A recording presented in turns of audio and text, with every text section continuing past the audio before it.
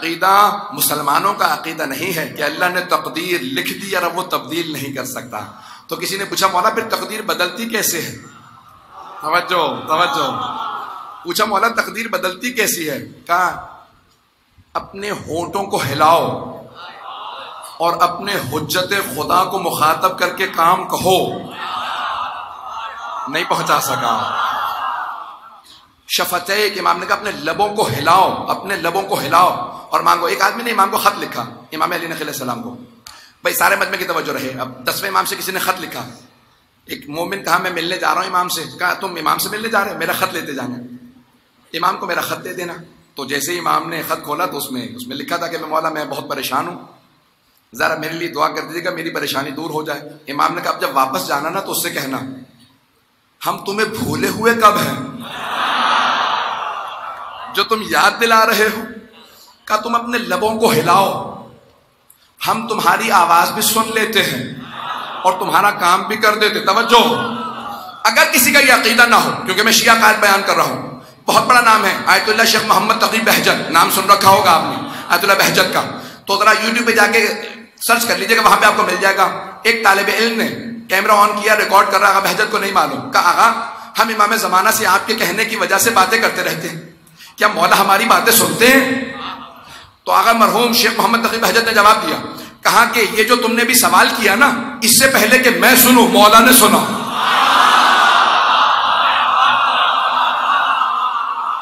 اس سے پہلے کہ میں سنوں مولا نے سنا. اور یہ جو میں جواب دے رہا ہوں نا، اس سے پہلے کہ تم سنو مولا میرا جواب سن رہے ہیں.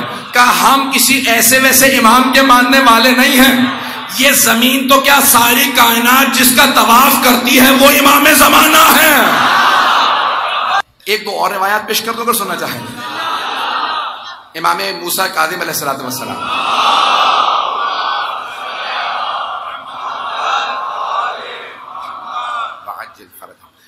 ساتویں امام سے دو بھائی ملنے کے لیے آئے. آنے کے بعد مولا کو سلام کیا. اچھا دیکھیں، ہر زمانے میں ہر طرح کے لوگ موجود ہوتے ہیں. جیسے آج کے زمانے میں بھی کوئی بہت ہی مضبوط ایمان کا شیعہ بھی ہوتا ہے، کوئی بیچارہ ضعیف الایمان بھی ہوتا ہے.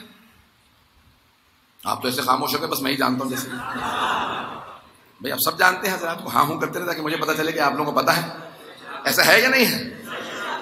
تو اب ہر زمانے میں نا ہر طرح کے لوگ ہوتے ہیں. تو وہ دو بھائی ملنے تھے، شیعہ ماننے والے تھے امام کے. آئے امام کو آ کے سلام کیا. امام نے دونوں کو دیکھا، مسکرا کے ایک سے کہا کہ تو اس راستے میں مرنے والا تھا. یہ جو تم حج کے لیے چلے ہو، مجھ سے ملنے آئے ہو نا، تو دونوں میں سے ایک بھائی سے کہا تم اس راستے میں مرنے والے تھے، تمہاری موت لکھی ہوئی تھی، تمہاری قسمت میں موت لکھی ہوئی تھی. اس نے کہا آپ کو کیسے پتا؟ امام سے کہہ رہا بیچارہ. تو کہا آپ کو کیسے پتا؟ امام نے کہا کہ پہلے پوری بات سن لے پھر سوال کرنا. کہا جب تم چلے نا تو راستے میں تم دونوں اپنی پھپھی سے ملنے گئے تھے. اس نے کہا مولا گئے تو تھے، کسی کو بتایا نہیں، آپ کو کیسے پتا؟ امام نے کہا ابھی بھی پورا نہیں سنا، بیچ میں بولے چلا جا رہا، پتہ نہیں لوگ ہیں یا نہیں. امام نے کہا ابھی جب تم دونوں چلے نا، فلاں بستی سے چلے، دونوں نے نیت کی کہ ہم حج پہ جائیں گے، راستے میں فلاں جگہ پہ رکیں گے، اپنی پھپھی سے ملیں گے، پھر حج پہ جائیں گے، امام موسیٰ کاظم سے ملیں گے. تو اس مقام پہ جب پہنچے پھپھی سے ملے، تو اس راستے میں تم دونوں بھائی جب چلے نا تو تمہارے ان میں سے ایک کی موت لکھی تھی، لیکن جیسے تم پھپھی سے ملے تو اللہ نے صلۃ الرحم کے اندر زندگی بڑھانے کا لکھا. صلۃ الرحم یعنی اپنے خونی رشتہ داروں سے ملنا، اور قطع رحم یعنی خونی رشتہ داروں سے واسطہ توڑ لینا. کہ جو قطع تعلق کر لے اس کی زندگی کم ہو جاتی ہے، جو صلہ رحم کرے زندگی بڑھ جاتی ہے.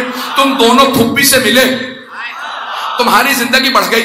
کہ مولا کتنی زندگی بڑھی ہے؟ کہ 5 سال. جس دن پھپھی سے ملا تھا اس دن سے لے کے 5 سال لگا لے. دوسرا بھائی کہتا ٹھیک 5 سال بعد میرا بھائی مر گیا. میں نے کھڑے ہو کے فوراً مولا کو سلام کیا. جو بغیر دیکھے بتا دے کس کی زندگی کم ہو رہی ہے کس کی بڑھ رہی ہے، اسے حجت خدا کہتے ہیں. کہ میں توحید بیان کر رہا ہوں آج دوسرے دن، اور آپ اس محبت سے، عقیدت سے آپ حضرات مجھے جو داد دے رہے ہیں، میں اس کا مستحق نہیں ہوں. یہ آپ کی عقیدت ہے جس طرح سے آپ سن رہے ہیں، جس حسن سماعت سے آپ نے مجھے نوازا. میں انتہائی ممنون ہوں. آپ تمام حضرات اپنے برادران کا، بزرگوں کا، اپنے بچوں کا، سب کا ممنون ہوں. عزیزان گرامی، حضرت عیسیٰ کے مقام سے گزر رہے تھے، روایت آپ نے سنی ہوئی ہوگی. تو حواری ساتھ میں تھے، حواریوں سے ایک مرتبہ کہا آج تو یہاں پہ شادی ہو رہی ہے، خوشی منا رہے ہیں، کل یہیں پہ غم ہوگا۔ اگلے دن جیسے ہی حواری واپس آیا، پھر دیکھا وہاں پہ خوشی ہے، کہا کہ یا عیسی ابن مریم ہے، مریم کے بیٹے ہیں حضرت عیسیٰ، آپ نے کہا تھا صبح غم ہوگا، ابھی بھی یہاں پہ خوشی ہے؟ کہ پروردگار رات تو نے مجھے یہی کہا تھا، تو میں نے اپنے حواریوں سے بتا دیا۔ اب سمجھ میں آیا 14 کا مقام کیا ہے؟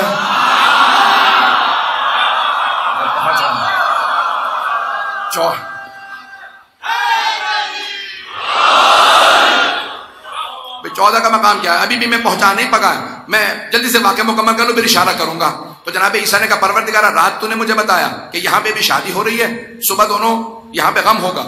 تو پروردگار کیا ہوا؟ کبھی رات دولہا دلہن نے مر جانا تھا، ان کی قسمت میں لکھا تھا، تقدیر میں یہی تھا کہ دولہا دلہن مر جائیں گے، دولہا دلہن مر جائیں گے، لیکن وہ صدقہ دے کے گئے تھے حجرے میں، وہاں جا کے دیکھو گے تو ایک سانپ موجود ہے، جب گئے تو دیکھا بستر کو ہٹایا سانپ موجود تھا، کہا وہ کاٹ نہیں سکا کیونکہ انہوں نے صدقہ نکال دیا تھا۔ الصدقہ ترد البلا، صدقہ بلا کو ٹال دیتا ہے۔ کہا وہ سانپ کاٹ نہیں سکا کیونکہ وہاں پہ انہوں نے صدقہ دیا تھا۔ جانے کے نام صدقہ دینے سے بلا ٹل جاتی ہے، تو تقدیر بدل گئی نا، شیعہ سنی کتابوں میں ہے تقدیر بدل گئی نا۔ اب وہ جو اعتراض کرتے ہیں کہ اس کچھ لوگ پہنچ گئے، اگر کوئی اعتراض کرے نا کہ کس کی قسمت میں اگر اللہ نے تقدیر میں اولاد نہیں لکھی تو نہیں ہو سکتی، تو کہنا اللہ تقدیر لکھ کے بدل دیتا ہے۔ اگر عیسیٰ کی وجہ سے ہو سکتا ہے تو فخر عیسیٰ حسین کی